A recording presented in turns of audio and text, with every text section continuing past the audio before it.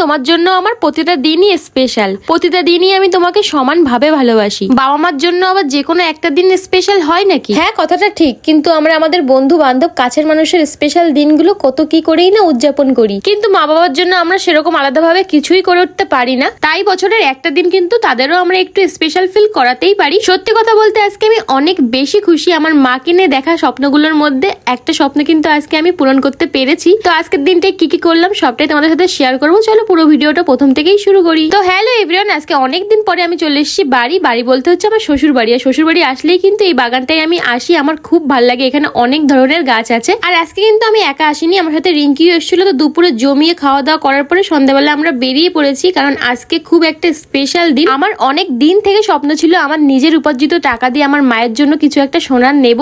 তো ফাইনালি আজকে আমি সেই স্বপ্নটা পূরণ করতে পারছি। তো থ্যাংক ইউ সো মাচ ভগবান। আমি আমার সাধ্যের মধ্যে খুব ছোট্ট একটা উপহার আংটি নিয়েছিলাম, আর রিঙ্কি ওর মায়ের জন্য নিয়েছিল একটা কানের দুল। আর তারপরে চলে এসেছিলাম একটা ফুলের দোকানে, ওখান থেকে বেছে বেছে খুব সুন্দর একটা গোলাপও কিন্তু নিয়েছিলাম। আর তারপর আমরা চলে এসেছিলাম হইচই রেস্টুরেন্টে। সবকিছুই না অনেক তাড়াহুড়োর মধ্যে দিয়ে হয়েছিল। আমি আমার মায়ের জন্য আংটিটা নিয়েছিলাম, অনেকদিন আগেই লুকিয়ে রেখেছিলাম যে সামনে কোনো একদিন দেবো। তাই এরকম একটা দিন থেকে কি অন্য যে কোনো একটা দিন স্পেশাল হতে পারে? তোমরা একটুখানি বলো। আমার মা আমার জন্য জীবনে অনেক কিছু স্যাক্রিফাইস করেছে, অনেক কিছু সহ্য করেছে, শুধুমাত্র আমাকে ভালো রাখার জন্য, একটুখানি সুখে রাখার জন্য। আর জানি পৃথিবীর প্রতিটা বাবা মাই কিন্তু তার সন্তানকে ভালো রাখার জন্য সবকিছু স্যাক্রিফাইস করে, কিন্তু আমার কাছে মনে হয় আমার মা সব থেকে বেস্ট। কারণ ছোট থেকে বড় হতে হতে দেখেছি আমার মা সব সুখ ত্যাগ করেছে শুধুমাত্র আমার জন্য। তাই এরকম একটা মানুষের জন্য এই সামান্য একটা উপহার আনতে পেরে যে আমার মনের ভিতরে কি খুশি হচ্ছিল আমি কি বলবো। খুশিতে আমার চোখে জল চলে এসেছিল। হ্যাঁ আমি জানি আমি একটুখানি বেশি ইমোশনাল, কেউ কিছু একটু বললে আমার চোখে জল চলে আসে, কিন্তু বিশ্বাস করো এই ফিলিংসটা সম্পূর্ণ অন্যরকম। তোমাদের কাছে আমার একটাই অনুরোধ, মা বাবাকে একটু ভালো রাখো। আর বছরের মধ্যে এরকম একটা দিন মাকে বাবাকে একটু স্পেশাল ফিল করানোই যায়, তোমরাও একটু করিও, ভীষণ শান্তি লাগে। বিশ্বাস করো এই একটাই জায়গা যেখানে আমাদের বিশ্বাস থেকে আমরা ঝামেলা অশান্তি যাই করি না কেন, মা বাবা কিন্তু কখনো আমাদের ছেড়ে যাবে না। যত যাই হয়ে যাক না কেন শেষ পর্যন্ত কিন্তু এই বাবা মাই সাথে থাকে। সুস্থ থাকুক আর ভালো থাকুক পৃথিবীর সমস্ত মায়েরা। তো যাই হোক, অনেক কথা বলে ফেললাম। আর এদিকে কেক কাটাও হয়ে গেছে। আর আজকে কিন্তু আমরা প্লাস রিঙ্কিদের পুরো ফ্যামিলি এসেছিল। সবকিছু যেহেতু খুব তাড়াহুড়োর মধ্যে হয়েছিল, তাই আমাদের এখানে আসতে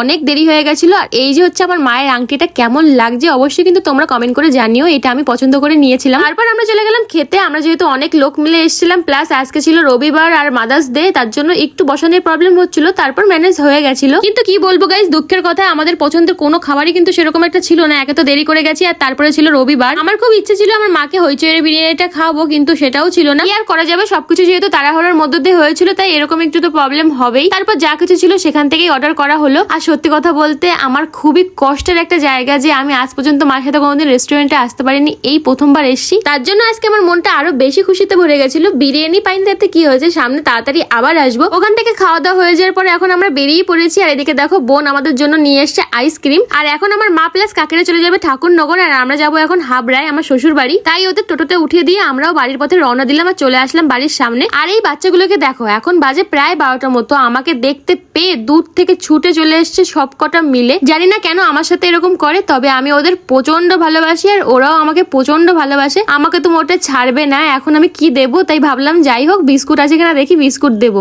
আর এরা এদিকে আমাকে আদর করছে দেখি, ওইদিকে আমার কুলপির অবস্থাটা একটুখানি দেখো, একেবারে রেগে গেছে। ওর কথা, ওর মাকে ও ছাড়া আর কেউ আদর করবে না। কোনো রকমে ওকে সামলে রাখতে পারছিলাম না, তারপর অনেক বুঝিয়ে আদর করে ওকে রাখলাম ঘরে। আর এই বাচ্চাগুলোকে ঘরের থেকে বিস্কুট এনে দিলাম। তো আজকের দিনটা আমার খুব ভালো কাটলো। তোমাদের ব্লগটা কেমন লাগলো অবশ্যই কিন্তু জানিও। আজকের ব্লগটা এইটুকু, টাটা।